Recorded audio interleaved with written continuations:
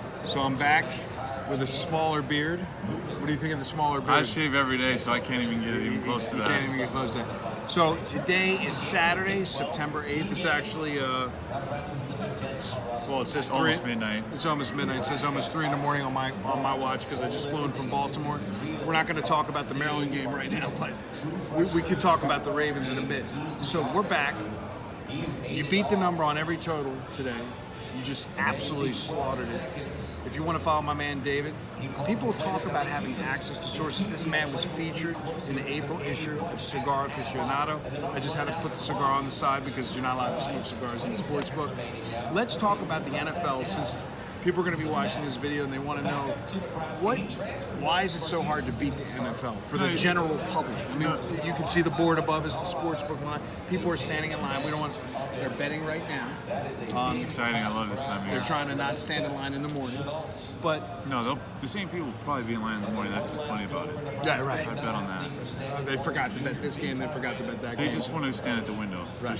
Because when you come to Vegas, that's part of the experience, standing at the window. You don't want to bet on the app. Exactly. You want to stand at the window. I want to bet on the app. Strangers I'm lazy. in the I want to line. bet on the app. I'm lazy. Well, because of the experiences, Right. you've done it for 30 years. Right. Some of these, everyone's talking to random strangers in line. It's fun. It's Right. fun times. I do So it sometimes my too. question to you is, what makes you so successful in betting the NFL? We know you're a successful sports bettor, but what, like, the NFL to me personally is the hardest sport to beat. I was telling the cameraman, we won't mention him, he happens to be from Atlanta, Georgia. You had Philadelphia, I had Philadelphia because I followed you. 1-0 so far. But it came down, but I was shaky. It came down to 1 second. So when I watch that, I'm saying to myself, how is that handicapable when the lead keeps changing down to 1 second? It's insanity. Well, for the spread, there was It's not like the Ohio State ticket that you had today where you didn't have to root. But I mean, really, it seems to me that the whole parity in the NFL it's insane. It's almost like NBA. You got to watch it to the last minute of the fourth quarter. not every game, but there was a high degree of panic that set in because it opened 4, went to 5.5. I think a couple of 6s. And then too. went to pick them.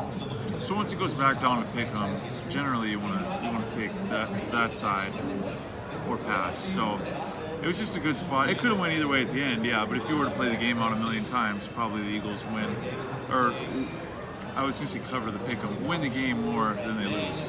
If you were just running a million times. So, but let's tell the viewers, because people that want to follow you on That's one of the Instagram, fundamentals Twitter, going against panic. VegasRingers.com, @VegasRingers. What's the secret sauce for the NFL? I know you said you couldn't meet me until almost midnight because you were doing your work, and it's all about getting the best number. But why is it for the average guy standing in line? They're probably going to be a net loser, obviously, because that's just the way it's designed. Why is the NFL so unpredictable to the general public and so predictable to you? It's not predictable. You're just trying to set yourself up with value on the spread. So in week 1, I'm trying to go against the bigger moves because it came out in May and it just gets out of hand. So that's the basic strategy. So the average score bettor is not even looking at the lines till today. No, right. Right, or doesn't care about that at all, or doesn't care about a half point, or doesn't care about anything. You know, they go up. Okay, I want to bet this team. Maybe they're betting the money line. I don't know what they're betting, but yeah, they're not looking at all that. Plus, you want to check the going rate, things like that. That your tourist just doesn't care. You know, they want to have a good When time. you have a team like the Ravens, perfect example, and I'm not being partial, I'm not saying I'm a fan because I'm from Baltimore. Funny you pick them, and then you pick Maryland for the other example. But the Ravens are undefeated. They're 12-0 in the last 12 in preseason. So psychologically, the average bettor is going to be heavy on the Ravens. It opened at 3, and it went to 7.5. It's over a key number of 7. So Many to key me, numbers, 3, 4, 7. To me, I can't take the Ravens laying 7.5. I'm not Right. saying it. I mean, I'm just Well, your saying. average person doesn't think of that. They just remember the times they won by 20, and 3.5 is the same as 7.5. They won by 20. Who cares? Or they say they're 4-0 in preseason. My point is that preseason has nothing to do with No, tomorrow. but the thing is, that's all that the human brain has to go on from actual game footage. Like, you're not looking at last year. Those are the games that we don't realize we're looking at those 4 games. So you just kind of have to calm down and just look at the price in that situation. Just not really worry about the preseason as much. Do you, it's the do fundamentals. you use preseason as a gauge, or it's not really? Not really. Well, I want to know who does good to kind of think, well, okay, who's everybody, which side's going to be skewed on the spread, i.e. That's the Ravens. Yeah, that was the example. So that, like, I'm not saying that I don't think you have a selection on the Ravens, but that's a game that basically you either take the dog or you don't play the game. Because why would you lay 7.5 when you could have laid 3.5? Yeah, but things have changed also, but I wouldn't say 100% of the time. I would just, if the line moves, go against it or pass. Not 100%, but most of the time, yeah. Because sometimes, let's say a game opens -1, it goes to -3. I don't know, basketball, football, whatever. But things happen where you'll still lay the 3. There's many situations. I mean, I could just talk about. Well, so but that's a huge move. I mean, that's just, and it's two-sided. It's who's going to be Buffalo's quarterback. Oh no, the world's going to end.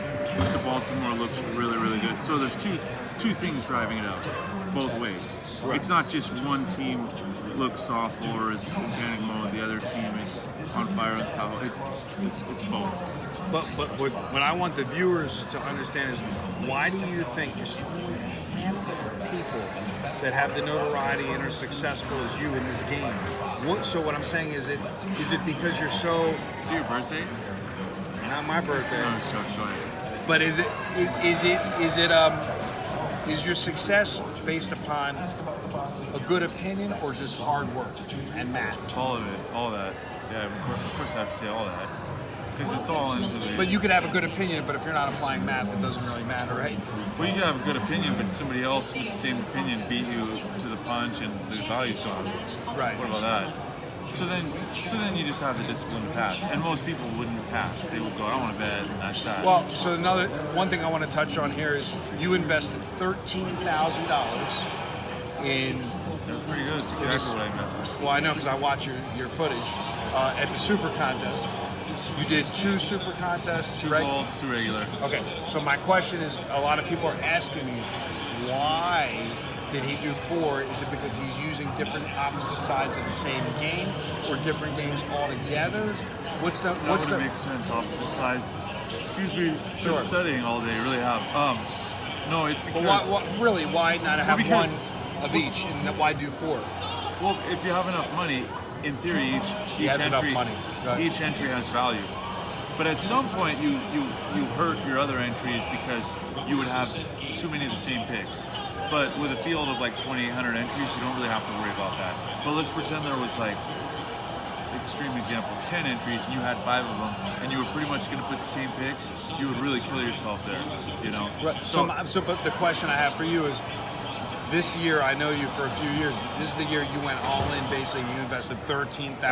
I do that a lot. Yeah. Right, but I mean, is to have multiple entries in the same tournament?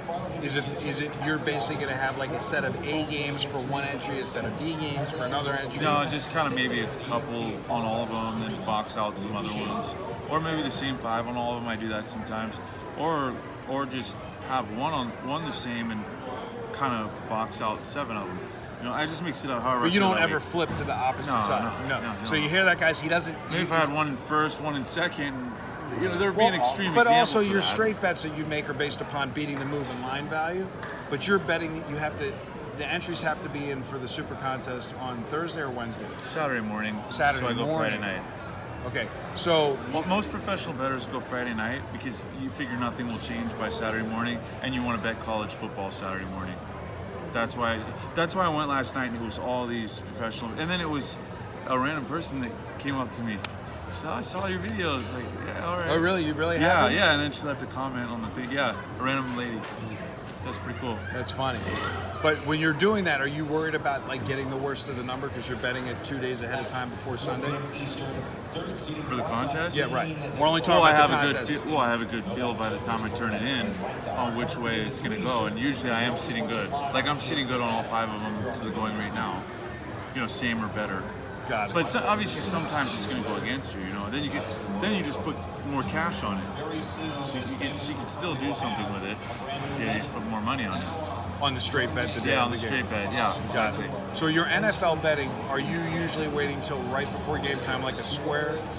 Well, I don't know if the square Well, is you have to do what they do, go opposite of what they do, and that's what they do. So yeah. So In on the pro casual. more. In pro, you want to do more. At So close. right now, the games are going to start at 10 o'clock in the morning tomorrow. About, 9:40. right, about 10 hours from now. Good for them an hour earlier. I mean, Right. it's fine. So you're basically I know I have 2 large tickets from you. I'm not going to name 2 5-dime tickets in the NFL, and I have 2 1-dime tickets in the NFL because I think the limits were low. Okay, I You can better- explain that. Go ahead. One of them was just a rogue number. They just said we're gonna bump it up, so I grabbed it. Even though my instincts told me that will be the price the day of the game, but it was off at that moment to give me good line value, so I fired. The other one was getting away, so I bet. And actually, there's a third one. You forgot. Okay. That one was also getting away. When I say getting away, a couple of spots moved, so I said, okay, I'm gonna jump on it now. So when you choose to do a first half, like I'm not going to say which game it was, you did a 5-dime first half bet in one of the games. Is that because the line is off, or because? Yeah, it was Okay. a rogue. That So- was the rogue one. So when you're instructing a client, you're not instructing client to bet the game no matter what the No. line is. You're saying No, like if I had a half point less, I would have waited there. It's just it was just maybe somebody bet the first half. I don't know, but I'm in Vegas. I have so many outs here. It's different than somebody just with one place and they have a generic line. Then we got to be careful. You know, that you probably won't find those situations as much. Get many outs, credit, places that have rogue numbers. I don't know, maybe the limit's small, but you can get good line value. It's worth it, or good bonuses, or minus 05. Definitely do that. Just thought I'd throw that in. I know I say that all the time. Yeah, exactly. It's important. Because in football and in basketball, you're betting the number. You're not really betting the game. Like Yeah. you're looking for the number. You're not really worried. Well, about numbers the primary thing here. You want the price to be good. But the square bettors, the primary thing for them is they're a fan of that team. They're not even looking at the number. So like I'm on the plane and I'm flying over last night, and I'm flying from BWI, Baltimore Washington International. So you get a mix of Ravens Skins fans. So I happen to be in an area on the plane where they're all Skins fans. They're all like, we're gonna go. They don't care what the line is. They're just gonna bet Skins. So like, I mean, to me, that's just a square. You're betting with your heart as opposed to betting with your head. So what happens there, if somebody's got a lot of money and they bet, like at Bet Chris or something, they're not going to really move the number. But if they got a lot of money and they have that mentality in one of the casinos, they'll move the number to balance it. So you would go opposite and get some good line value because of them trying to balance it. So with that being said, certain teams, well, the team in Vegas would be Oakland. I heard Except sports. it's kind of opposite, but yeah, let's pretend they were a good team. Oh, Okay. geez, yeah, then we would be against them every week. So it's kind of like when they suck, we can have money on them. This is how I see it going. If they were 7-0 unstoppable, we're probably always going to have the other team. Reverse Browns situation from last year. But the professional bettors, you included, lady. I mean, it's public knowledge with professional bettors. They were betting Cleveland every week, getting sliced. Yeah. You know, So that's why I say the reverse, yeah. And They were just on so fire in a and rolling. situation like last year, is that rare where they can't make the line? Yeah, high no, enough? real rare. Now, okay, so Like let's. those Chiefs totals in the early 2000s, remember when they went over every game and they would just put the super high, they'd still go over. It's one of those, I mean, it's going to happen again, I mean, too. I feel like that about or Alabama. Baylor in They college can't make basketball. the line high enough. for No, Alabama. they can make it high enough. No, but Baylor in college basketball, those totals, there was like 11 games in a row that went over 3 years ago. It's just, yeah, one of those extreme. You're going to have like patches of that. But when you see a team like Alabama, let's talk about them. They won 57-7 today, and they couldn't make. Like the last week, they blew up the doors off whoever they were playing, and they're probably going to win the championship. Isn't it like every week the squares are just going to come in and pound on Alabama because it looks like they're going to be great against the spread, and they're going to win the game, and they're going to blow everybody out. And then that's as you get further in the season, you start getting the line value because they're really inflating the line. Or is it just like they're that good they can't make the line high enough? No, they can make the line high enough, and then it's only 2 games, so yeah, they can make the line high enough. So your instincts tell you, all right, look for that game at post next week to go up against them.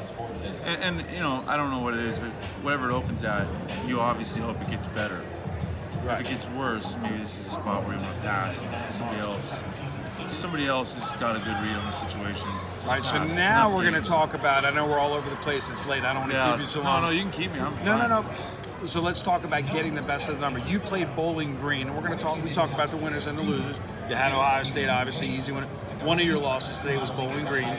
And the reason why I want to talk about that is you can only, as a professional bettor, tell me if I'm wrong.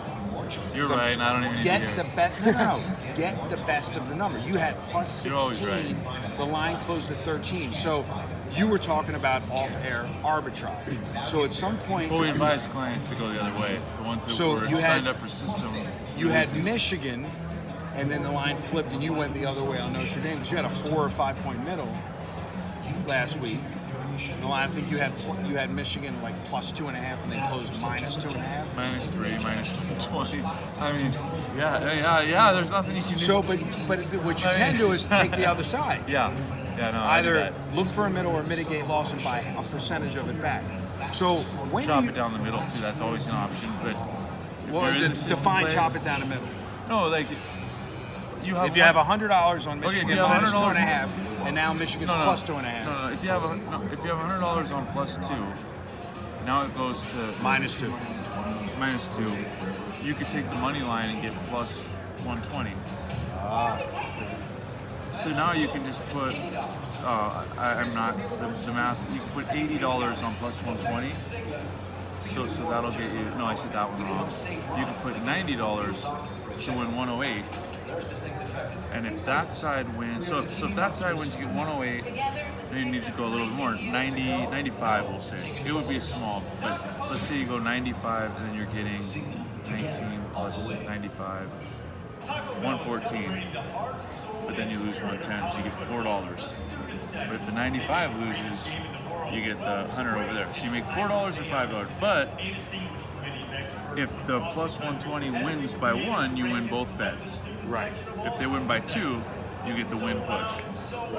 The point is, with system release plays, in college especially, you're going to be set up for these great situations. Like today, clients laid 13, took 16. That could have fallen easily. Could have easily fallen. Easily, because it's off a so key it's- number, right?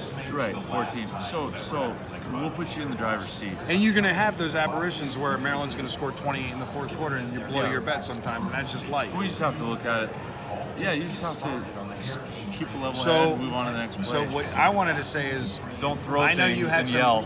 I know you had some bad beats, but what I told our cameraman I'll here be- was I'll be on the show. you have a good disposition, and I want to speak to the psychology of doing this as a living because I have met you now 20, 30 times. Good days, bad days, good numbers, always good numbers. Sometimes the numbers fall in your favor, you get the best of the number and you win. Sometimes, like today with the Bowling Green game, you're never in a bad mood. So just speak to Pencils these don't guys. fly across the room. Not anymore. They did early in the career. So when Not I see anymore. when my phone is like blowing up, like, can you believe they scored 28 in the fourth quarter? And the world's coming to an end like it's the last bet they're ever going to make in their life. How do you, unless you're Yeah. a great actor, how do you? And I know you're not. How do you? So- I mean, how do you not just like, man, it was 14-10 at the beginning of the fourth I quarter. know I should, huh? I don't know. I just don't do that.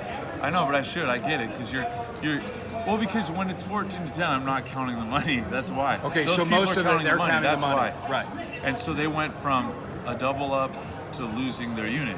Right. I never went to the double up mentally. So That's even the when difference. until that game hits 0, you're not counting the money. No, I'm not. Because you know, no matter what, you've seen enough, anything can happen Yeah. until the game. Exactly. Right. So I'm not sitting there. I'm not counting it yet. No. Like, so the cameraman actually informed me that I lost the Bowling Green bet. I thought I won it. I had the ticket in my pocket. He says, no, Maryland blew him out. So what are you talking about? It's 14-10. I didn't even look because I actually am guilty. I was counting the money. Like, how the hell am I going to lose this game? Pardon my French. Like, and then he's like, no, check the box score. And I'm like, oh, Plus, you wow. got to remember how many games I've bet in 15 years. So I just don't count the money. Like, I just don't. I know better. Now, if it's 0-0 in the fourth and I have under 80, I might start counting it. But a part of my brain will go, here comes the 9 overtime game. I mean, Right. Right. But yeah, because yeah, you know the old joke.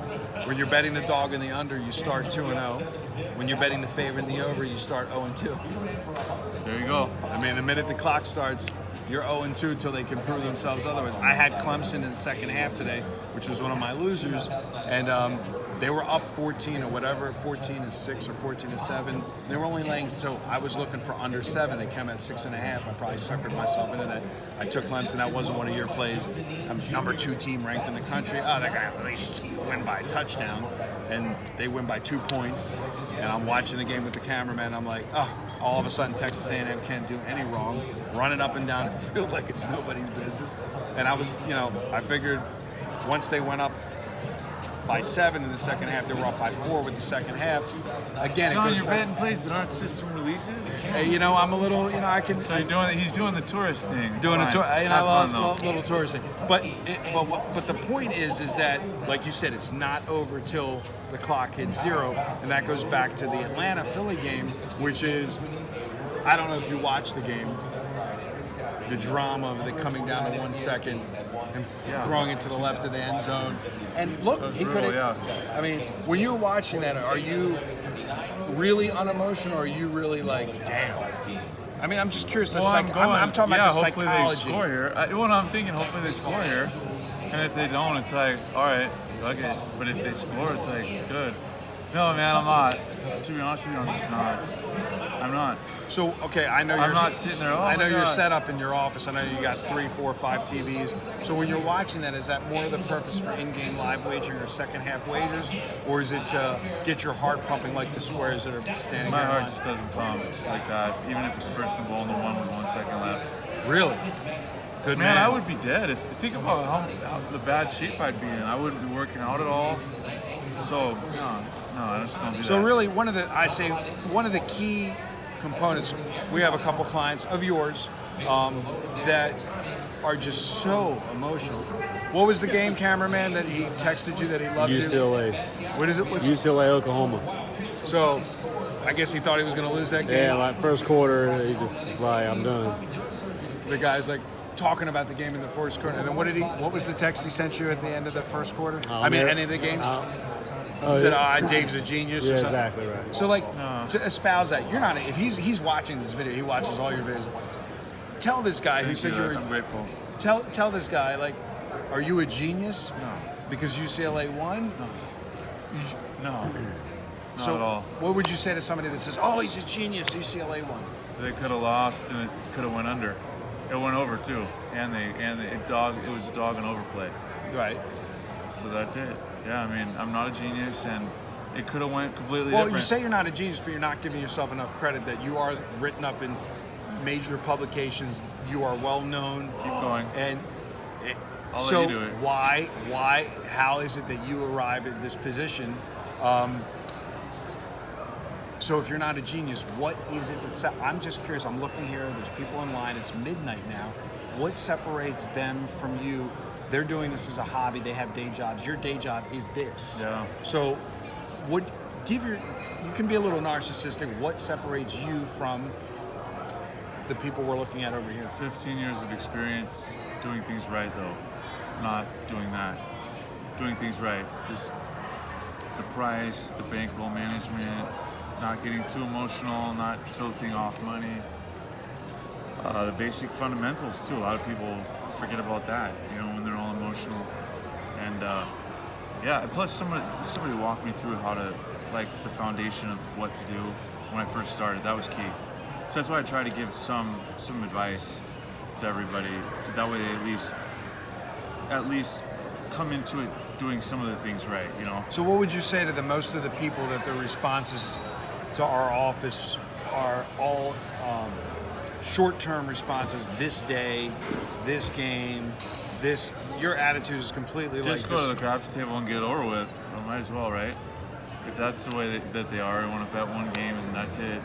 Just that's the way it works. Or if they have a couple losses, like some guy texted me after the Bowling Green game. He's like, "I got slaughtered." How'd you get slaughtered? It was like would you put your whole bankroll in this game? Like, he didn't say that when Ohio State won. They only, Right. they don't say anything when the games win. Well, it's human nature. You could be up 9 units, and then if it's a new day and you lose 2 units, you're depressed. It's just the never-ending cycle of this. So that's why you just got to look at it all as. So I think the real moral of the story, week 1 of the NFL season, yes, we've had one game, but the real day is tomorrow, is that psychology to me is more important because these people don't have to do the work that you have done for 15 years. Truthfully, they don't have to do anything but subscribe.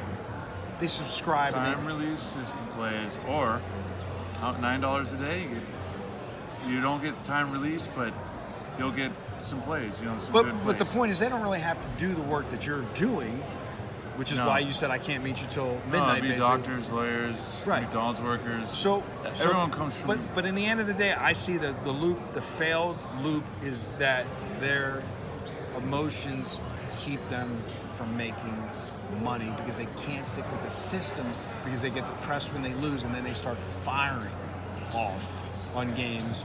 Like me in the second half. No, but in all seriousness, the real subscriber, he can't stay level-headed because you have days where you literally win every game, and then you have days where you don't win every game. And I only hear from the clients on the days where, and this is not you personally. Right, nobody's going to call you when they're winning. They're out partying. Right. I guess. I don't know what they do, but yeah.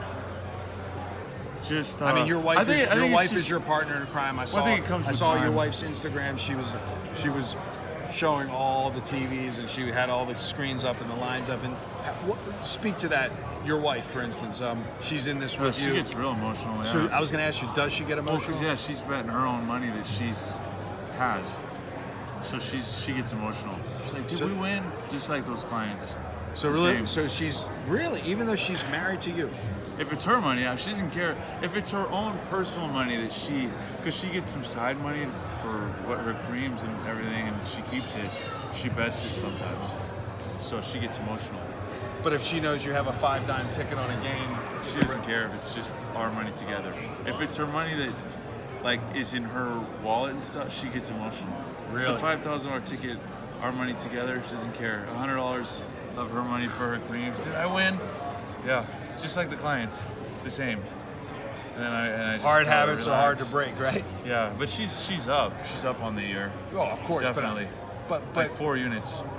So that goes to another thing: unrealistic expectations. And I'm trying to get this out of the way on this video versus every one we do every month, which is the expectation of somebody think they're going to win 100 units on NFL Sundays is crazy. With in-game, though, I've cleared quite a few units on days, way more than I woke up thinking I would. So you never know. But yeah, patience, guys. He had a good saying for it. Trust the process. Right. I love that saying. Trust the process, right? Right. Trust you. Trust Right. me. Trust us.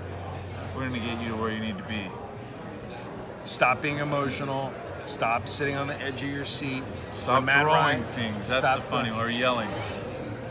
Well, don't scare your dogs, Yeah, don't scare your kids. Yeah. I mean, Yeah, I forgot about the kids. Yeah, I mean, don't scare your kids. I mean, Well, that's the other thing. Might never see me go off the deep end. Well, my son's doing fantasy football now, so now he's got his own little reason to root. Yeah, fantasy's good for this too. Yeah. Because it will transition. It's like a drug high. A fantasy, now they want reality. They're gonna bet. Right. Good. Well, I mean, sorry, I don't know about your son. Yeah, he's not gonna bet. Yeah. But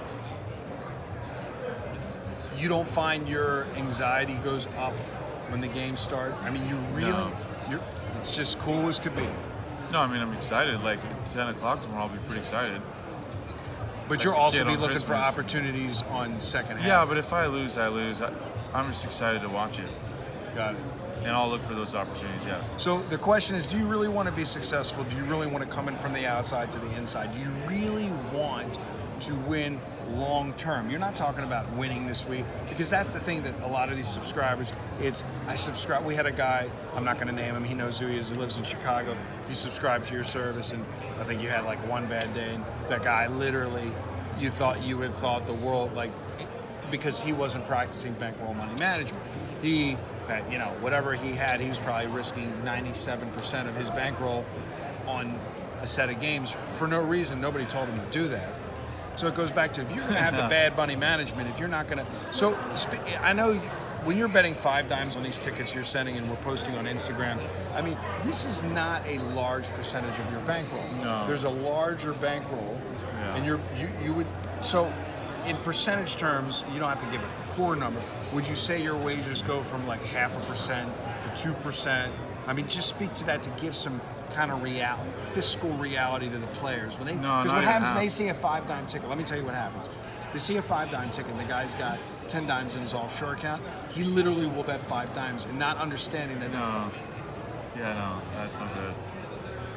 I would rather underbet to not have those emotional breakdowns.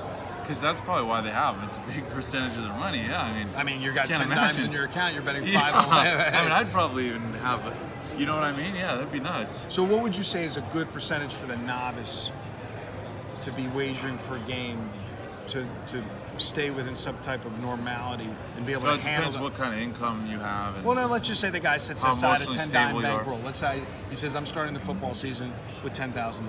I mean, a lot of people would say 200. I'd say 100. So you're saying 1%. Yeah.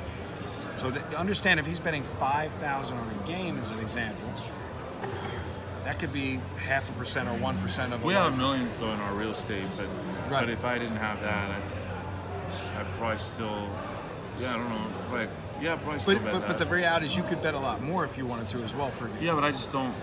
Like, if I took some huge financial hit, I try to minimize that. And just So the enjoy point what is, I'm doing. no matter how bad the day is, it's not impacting the bankroll to the point that the next week zero. No. zero. But Most that's people. the key. So if the people aren't in that situation, probably 100. So basically, Because if you lose like 20 units and you're doing 200 a game, that's almost half your bankroll, Right. which is doable. 20 units, you know. Right. Especially if you have like first half and then the same team the full game or something. So I would do 100.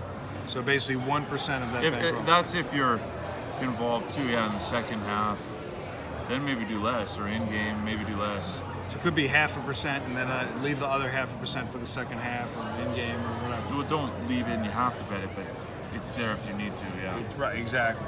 All right, so this is like sports betting 101, psychology. I see people that get amped up, like he said he's going to be excited at 10 o'clock in the morning, but with the excitement becomes the misery of the ESPN Bad Beat series, you know.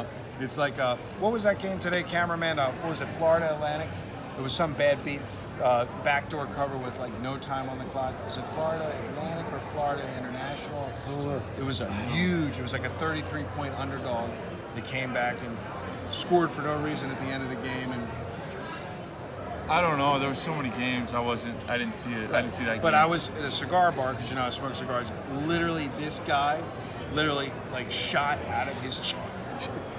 Poor guy. I feel bad for the guy. I mean, He's like, I can't believe it. I can't. And I said, dude, like it's one game. Like it's week 1. Like you're gonna do this for 16 weeks. Like it's crazy. yeah, I can't do it. Like if I go 0-7 or something tomorrow, if I have 7 plays, I mean it sucks, but yeah, life will go on. So can you play enough? 7-0 too. I won't get too excited. So that's the thing. fine. What I Both notice ways. is it goes both ways. Yeah. Right. You don't That's get the truth. you don't get overly excited. People that make 40, 50 grand, 100 grand a year, they have the delusion that they're going to quit their day job and be professionals. I hear this all the time. I'm going to move to Las Vegas. Okay, how much are you taking with you? I'm taking 20 grand to be a professional sports gambler. What would you say to that guy? I think it would work in poker. Right, If you had a good work ethic and knew the game, that would work in poker. but it's not going to work Low in cost sports. of living. No, I don't know. No. It just takes so long to learn how to be a good sports bettor. In poker, you can get trained. Well, it whatever does city take you're so at. long unless they just subscribe and follow the program. Well, they have to follow though. Right. Stop throwing pens. Stop betting half their bankroll. That's what I mean. And then when your livelihood is at stake, and you don't have your job, and that's just money on the side. Now the pressure could break you. Right. Bad things could happen with the So pressure. don't let the pressure break you. It's week 1 of the NFL season. 1 game is in the books. Atlanta, Philadelphia, Super Bowl. You know, that's the other 1-0. thing. That's the other thing with the fade the Super Bowl team the following year. So obviously, I was worried about that. Yeah. But Well, it's like a real thing. Yeah. I mean, they just. And then the other team's going, oh, we can start off by knocking off the Super Bowl champ. So the team that won the Super Bowl is the other team has the emotional edge. I mean, that's been proven. Right. That's been proven over a pretty big sample. I don't know what the exact numbers are, but yeah, especially lately. So I was worried about that, but that was already factored in when it opened at 5. Obviously. But statistics and trends don't really mean much. Yeah, I don't really like trends. And, because like for instance, I think Dallas or Denver, one of them have the best opening team. Yeah, no, that doesn't matter. None of that stuff matters. Right. It's just, yeah, they just ran good on whatever you're about to say. Yeah, no. You're right, exactly. But the Super Bowl hangover is it's not a real hangover, but the other team's just so more pumped that we can Cameraman might have a hangover. we can take off, we can take out the champ. It's perfect. Right, exactly. Because they're so pumped. The other team, they just we already won it. They just cannot be as up for the game as the other team. So follow this man on Instagram at Vegas Ringers, on Twitter at Vegas Ringers. Go to vegasringers.com. Keep your emotions at bay. It's a long, long, long season. You're going to be doing college basketball. You're going to be doing I'm ready. Yeah, I can't wait. NBA, College basketball, I'm gonna kill it. college football, Big sample. NFL, and like I said, tomorrow awaits. We're going to go over all these tickets now, and we'll be back with another installment soon. Thank you for watching.